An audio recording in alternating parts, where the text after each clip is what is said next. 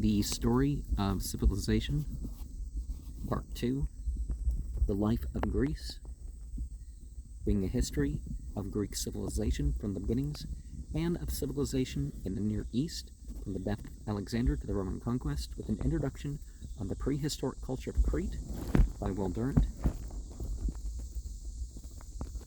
Chapter 12, Work and Wealth in Athens. Section 3, Trade and Finance. When an individual, a family, or a city creates a surplus and wishes to exchange it, trade begins. The first difficulty here is that transport is costly, or roads are poor, and the sea is a snare. The finest road is the sacred way from Athens to Eleusis, but this is mere dirt, and is often too narrow to let vehicles pass. The bridges are precarious causeways, formed by earthen dikes, which, as likely as not, have been washed away by floods. The usual draft animal is the ox, who is too philosophical to enrich the trader that depends upon him for transport. Wagons are fragile and always break down or get bogged in the mud. It is better to pack the goods on the back of a mule, where he goes a trifle faster and does not take up so much of the road. There is no postal service in Greece, even for the governments. They are content with runners, and private correspondents must wait the chance of using these. Important news can be flashed by fire beacons from hill to hill, or sent by carrier pigeons. There are inns here and there on the road, but they are favored by robbers and vermin. Even Dionysus in Aristophanes inquires of Heracles for the eating houses and hostels where there are the fewest bugs. Sea transport is cheaper, especially if voyages are limited, as most of them are, to the calm summer months. Passenger tariffs are low, for 2 drachmas, about $2 80 years ago. A family can secure passage from the Piraeus to Egypt or the Black Sea, but ships do not cater to passengers, being made to carry goods or wage war, or do either at need. The main motive power is wind upon a sail, but slaves ply the oars when the wind is contrary or dead. The smallest sea-going merchant vessels are gearconters with 30 oars, all on one level. The pentaconter has 50, back about 700 BCE. The Corinthians launched the first Tudidrama with a crew of 200 men, plying 3 banks or tiers of oars. By the 5th century BCE, such ships, beautiful with their long and lofty prows, have grown to 256 tons, carry 7,000 bushels of grain, and become the talk of the Mediterranean by making 8 miles an hour. The second problem of trade is to find a reliable medium of exchange. Every city has its own system of weights and measures, and its own individual coinage. At every one of 100 frontiers, one must transvalue all values skeptically, for every Greek government except the Athenian cheats by debasing its coins. In most cities, says an anonymous Greek, merchants are compelled to ship goods for the return journey, for they cannot get money that is of any use to them elsewhere. Some cities mint coins of electrum, a compound of silver and gold, and rival one another in getting as little gold as possible into the mixture. The Athenian government, from Ceylon onward, helps Athenian trade powerfully by establishing a reliable coinage stamped with the owl of Athena. Taking owls to Athens is the Greek equivalent of carrying coals to Newcastle. And remember, the Illuminati didn't use the eye in the triangle, they used the owl. And they used, usually associated with the book or laurels or something like that. Because Athens, through all her vicissitudes, refuses to depreciate her silver drachmas, these owls are gladly accepted throughout the Mediterranean world and tend to displace local currencies in the Aegean. Gold at this stage is still an article of merchandise sold by weight rather than a vehicle of trade. Athens mints it only in rare emergencies, usually in a ration to silver of 14 to 1. The smallest Athenian coins are of copper. 8 of these make an obol, a coin of iron or bronze, named after its resemblance to nails or spits. Obeliskoi. 6 obols make a drachma, i.e. a handful. 2 drachmas make a golden stater. 100 drachmas make a mina. 60 minas make a talent. A drachma in the first half of the 5th century BCE buys a bushel of grain, as a dollar does in the 20th century America. Okay, so here's the context. Really? Could buy a whole bushel of grain? I forget exactly what a bushel is, but okay, in this volume, an obol is reckoned as equivalent buying power to 17 cents in the United States currency in 1938. A drachma as a dollar, a talent as $6,000. $6,000 was obviously a good a good year's wage. These equivalents are only approximate, for prices rose throughout Greek history. See section 5 of this chapter. Well, a bushel of grain, wouldn't that be a day's wage, though?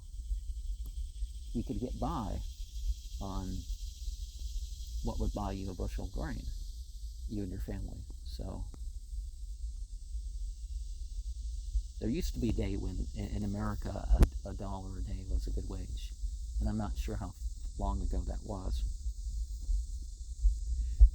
There is no paper money in Athens, no government bonds, no joint stock, corporations, no stock exchange, but there are banks.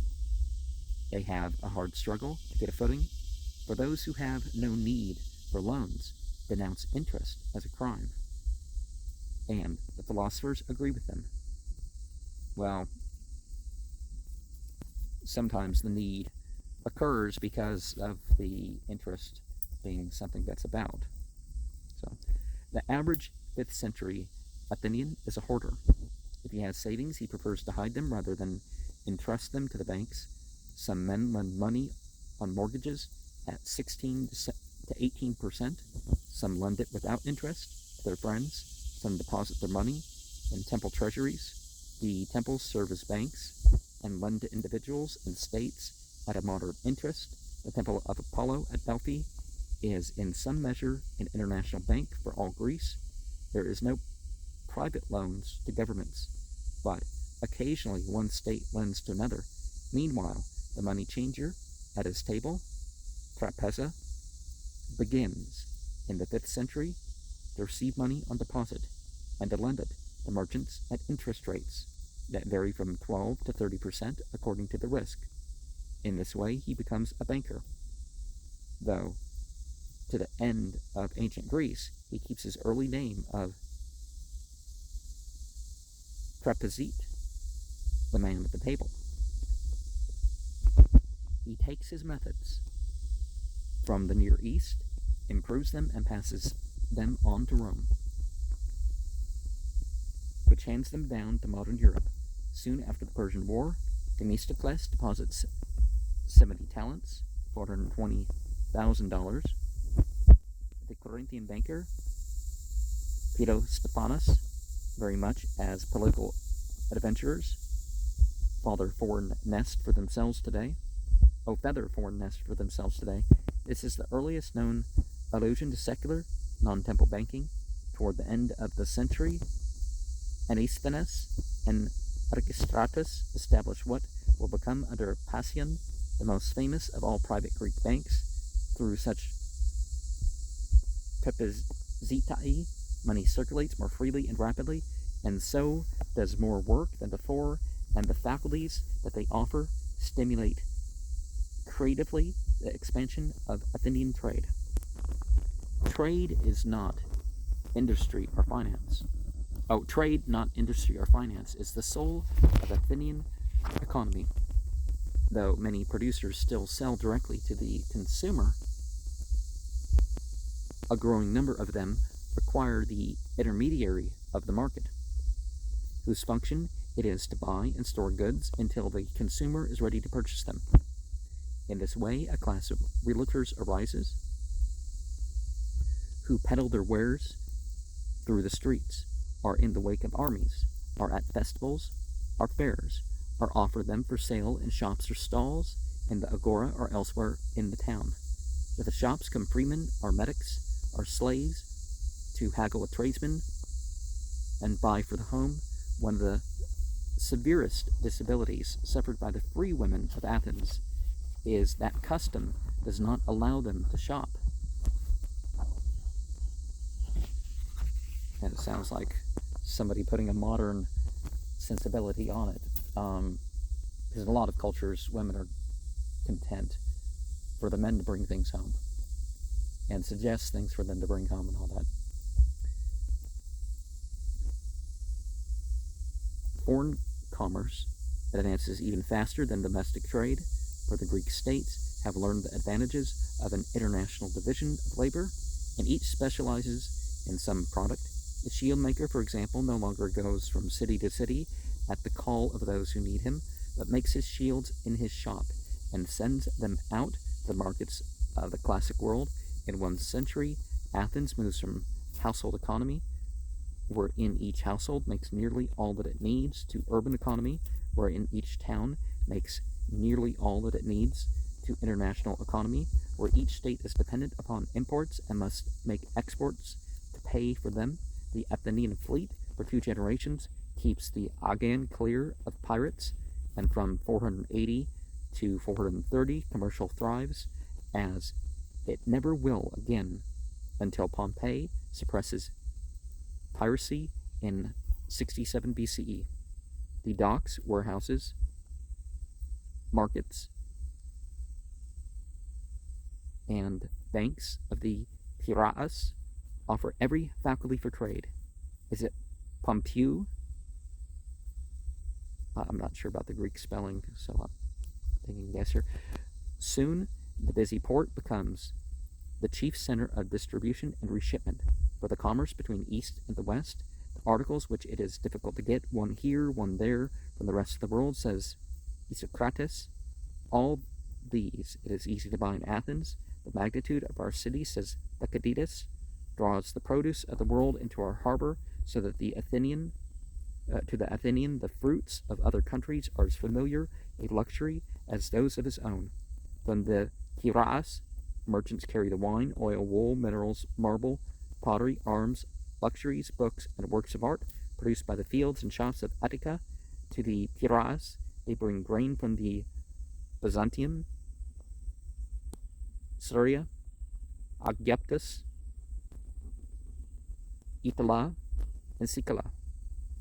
Fruit and cheese from Sicily and Phoenicia, meat from Phoenicia and Italy, fish from the Black Sea, nuts from Paphlagonia, copper from Cyprus, tin from England, iron from the Pontic coast, gold from Thasos and Thraca, timber from Thraca and Cyprus, embroideries from the Near East, wools, flax, and dyes from Phoenicia, spices from Kyrene, swords from Chalkis, glass from Egypt, tiles from Corinth, beds from Chios and Miletus, boots and bronzes from Etruria, ivory from Ethiopia, perfumes and ointments from Arabia, slaves from Lydia, Syria, and Scythia. The colonies serve not only as markets, but as shipping agents to send Athenian goods to the interior, and though the cities of Ionia decay in the 5th century BCE because the trade that once passed there is diverted to the Propontis and Caria, during and after the Persian War, Epila and Sicula replaced them as outlets for the surplus products and population of mainland Greece. We may estimate the amount of Aegean commerce from the return of 1,200 talents from a 5% tax in 413 BCE upon the imports and exports of the cities in the Athenian Empire, indicating a trade of approximately $144 million, 1938 US, a year. The danger lurking in this prosperity is the growing dependence of Athens upon imported grain, hence her insistence upon controlling the Hellespont and the Black Sea, her persistent colonizing of the coast and isles on the way to the straits, and her disastrous expeditions to Egypt in 459 and to Sicily in 415. It is this dependence that persuades Athens to transform the confederacy of Delos into an empire, and when, in 405, the Spartans destroy the Athenian fleet in the Hellespont, the starvation and surrender of Athens are inevitable results. Nevertheless, it is this trade that makes Athens rich and provides with the imperial tribute the sinews of her cultural development. The merchants who accompany their goods to all quarters of the Mediterranean come back with changed perspective and alert and open minds. They bring new ideas and ways, break down ancient taboos and sloth, and replace the familiar conservatism of a rural aristocracy with the individualistic and progressive spirit of a mercantile civilization. Here in Athens, East and West meet and jar each other from their ruts. Old myths lose their grasp on the souls of men. Leisure rises. Inquiry is supported. Science and philosophy grow. Athens becomes the most intensely alive city of her time, and that may be the case when the myths aren't so based on reality as speculation, but it tends to be problematic to society when people just wander in thought versus have some sort of basis to things. But we do find that the philosophers tend to lay support to the sorts of ethics that religion will be teaching.